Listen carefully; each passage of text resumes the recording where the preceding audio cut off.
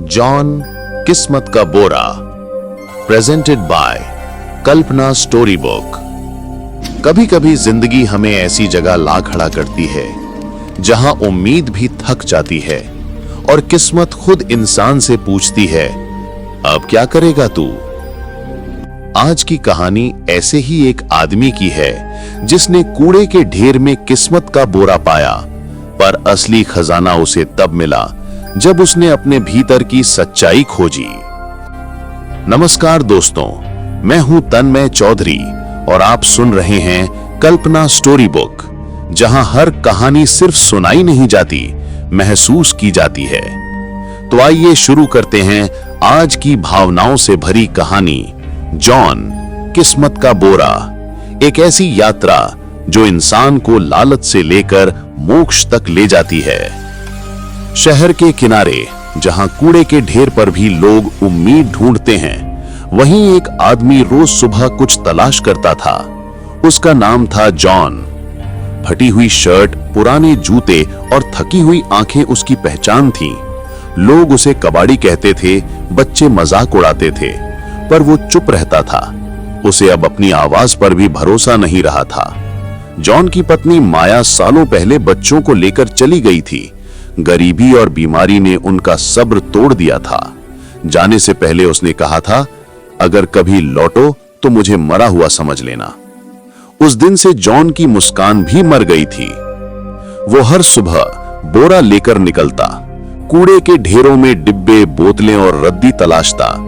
शाम को थक कर अपने झोपड़ी में लौट आता। छत टपकती थी, दीवारें टूटी थीं, पर वो अब शिकायत नहीं करता था।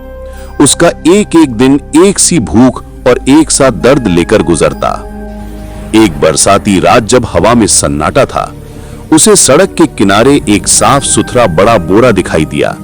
वो पास गया, चारों ओर देखा, कोई नहीं था। बोरा भारी था और कसकर बंधा हुआ था। उसने हिम्मत करके रस्सी खोली और उसकी आंखें चौंधिया गईं। अंदर नोटों की गड्डियां थीं, नए चमकते ताजे नोट। जॉन के हाथ कांपने लगे। उसने चारों तरफ देखा, बोरा उठाकर घर ले आया। रात भर नींद नहीं आई। वो बस बोरे को देखता रहा। मन में डर और खुशी दोनों थे। अगर ये चोरी का पैसा हुआ तो? लेकिन अगर भगवान ने सच में सुन ली तो? सुबह होने तक उसने तय किया कि वो थोड़ा पैसा अपने इलाज और खाने पर लगाएगा, बाकी बाद में देखेगा। कुछ हफ्तों में उसकी तबीयत सुधरने लगी। उसने झोंपड़ी ठीक करवाई, पुराना बोरा बेचकर एक छोटी दुकान खोल ली। लोगों ने हैरानी से पूछा, कबाड़ी दुकानदार बन गया? जॉन मुस्कुरा देता। कभी कभी किस्मत भी थके हुए को आराम दे देती है। धीरे धीरे उसकी दुकान चलने लगी।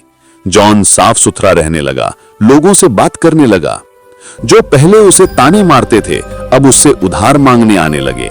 लेकिन भीतर का डर अभी भी जीवित था। हर रात वो बोरे को देखता और सोचता कि कहीं कोई ढूंढने ना आ जाए। कुछ महीनों बाद टीवी पर खबर आई, विधायक के घर से करोड़ों की चोरी। जॉन का चेहरा सफेद पड़ गया। वो समझ गया यही वो पैसा है। डर, पसीना और पछतावा सब एक साथ उस पर टूट पड़े।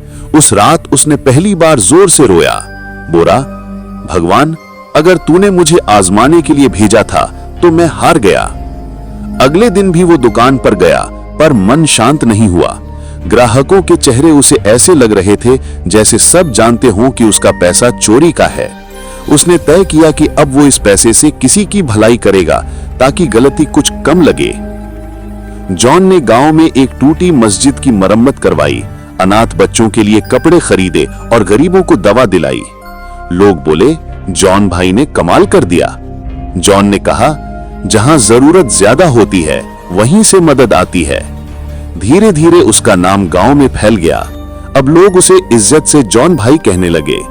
लेकिन भीतर उसका अपराध बोध बढ़ता जा रहा था। वो सोचता, गलत पैसे से की गई भलाई भी क्या सही मानी जाती है? इसी बीच उसकी जिंदगी में आई सोफिया, शहर की एक सामाजिक कार्यकर्ता। वो गांव में बच्चों के लिए स्कूल बनवा रही थी। जॉन की दुकान पर आई और बोली, आपका चेहरा थका हुआ है लेकिन आंखों में सच्चाई है। जॉन ने बस मुस्कुराकर कहा, सच कभी थकता नहीं, बस छिप जाता है। सोफिया अक्सर उसकी दुकान पर आने लगी। दोनों बातें करते जिंदगी, गरीबी, उम्मीद पर। धीरे धीरे जॉन को महसूस हुआ कि सोफिया में उसे अपनी खोई हुई शांति मिल रही है। उसने पहली बार महसूस किया कि अब भी उसके अंदर अच्छाई जिंदा है। एक दिन सोफिया ने पूछा, जॉन, तुम इतने काम गरीबों के लिए क्यों करते हो? जॉन ने कहा, कभी किसी ने मुझे गलत रास्ते पर धकेल दिया था, अब मैं सही रास्ता खुद बनाना चाहता हूं। सोफिया ने सिर्फ इतना कहा, गलती तभी मिटती है जब हम उसे स्वीकार करते हैं। उस रात जॉन ने बड़ा फैसला किया।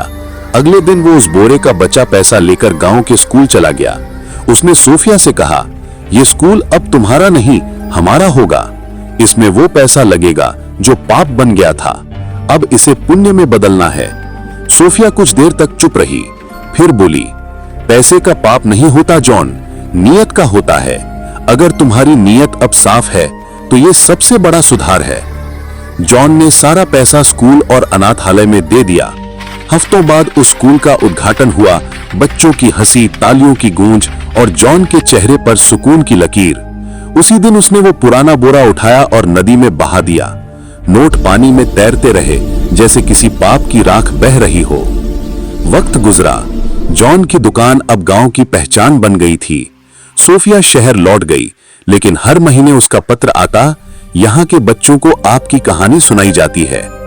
जॉन ने एक दिन अपनी पुरानी झोपड़ी के सामने बैठकर आसमान की ओर देखा और बोला, शुक्रिया भगवान, तूने मुझे गिराया ताकि मैं खुद को उठा सकूं। कुछ सालों बाद जॉन का नाम गांव की एक ईमानदार शख्सियत के रूप में लिया जाने लगा। उसकी मौत के दिन गांव के हर घर में दिया जला।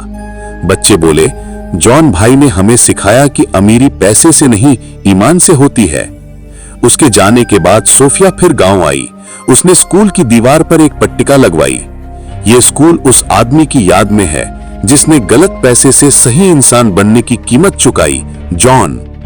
लोग जब भी वहां से गुजरते उस नाम को पढ़कर रुक जाते। कहानी यही खत्म नहीं होती, ये हर उस इंसान के दिल में जिंदा है जो कभी आसान रास्ता चुनकर गिरा, फिर सही रास्ते पर लौट आया। कभी कभी जिंदगी हमें दौलत नहीं देती, बस एक मौका देती है, ये तय करने का कि हम इंसान कितने बचे हैं। अगर जॉन की कहानी ने आपके दिल को छुआ तो इस वीडियो को लाइक कीजिए और अपनी राय कमेंट्स में जरूर लिखिए। क्या गलत पैसे से की गई भलाई सही मानी जा सकती है? ऐसी ही दिल छू लेने वाली कहानियां सुनने के लिए कल्पना स्टोरी बुक को सब्सक्राइब करना मत भूलिए। मैं हूं तन्मय चौधरी। मिलते हैं अगली कहानी में, जहां जिंदगी का एक नया पन्ना खुलेगा, सिर्फ कल्पना स्टोरी बुक पर।